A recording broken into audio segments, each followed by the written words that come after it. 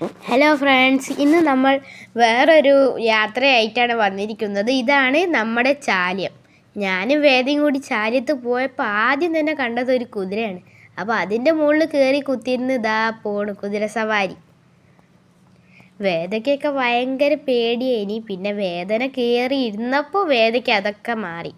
പിന്നെ വേദയ്ക്ക് അതിൻ്റെ മുകളിൽ നിന്ന് ഇറങ്ങാൻ തോന്നില്ല. ഇതാണ് പിന്നെ നമ്മളെ ചാലിയത്തിൻ്റെ വ്യൂ. ചാലിയത്ത് കുറേ പെട്ടിക്കടകളുണ്ട്. ചാലിയത്ത് പക്ഷെ കട ഉണ്ടാക്കാൻ വെച്ച സ്ഥലത്തൊന്നും ആരും കട വെച്ചില്ല. ഇവിടെയാണ് ചാലിയം ബീച്ച്. എന്തൊരു വൃത്തികേടാണല്ലോ അല്ലേ ഗൈസ്. എല്ലാവരും വേസ്റ്റ് എടുത്ത് കടലിലേക്കാണ് എറിയുന്നത്. അമ്മ എന്തൊക്കെയൊക്കെയോ പറയുന്നുണ്ട്. ഞങ്ങളവിടെ ഇരുന്ന് കളിക്കുന്നുണ്ട്. പിന്നെ അതാ ചാലിയത്ത് തിരമാലകൾ അടിക്കണ്.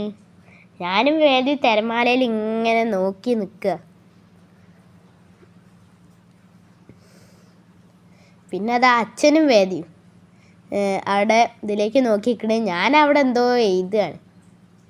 എൻ്റെ പേരാണ് എഴുതണത്. തിരമാല ഇങ്ങനെ അടിച്ച് വരുന്നുണ്ട്. ഞാൻ നോക്കുകയാണ് എൻ്റെ പേര് തിരമാലയ്ക്ക് മായ്ക്കാൻ ഇതുണ്ടോയെന്ന്. ഓരോ എന്തൊക്കെയൊക്കെയോ എഴുതുന്നുണ്ട്.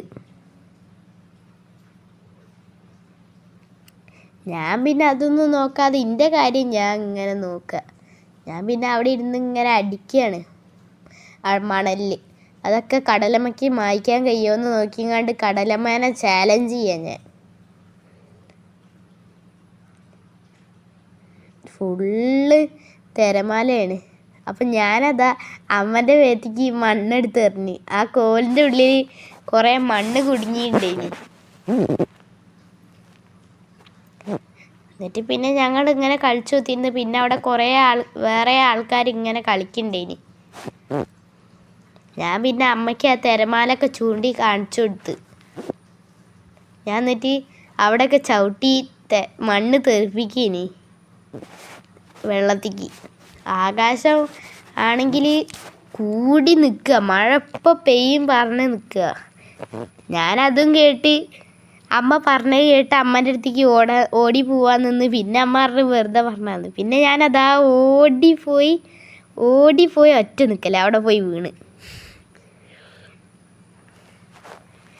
പിന്നെ അച്ഛനും വേദി ഇങ്ങനെ നോക്കിക്കല്. അച്ഛൻ അപ്പോൾ തിരമാലേൻ്റെ ഒരു ഫോട്ടോ എടുത്ത്.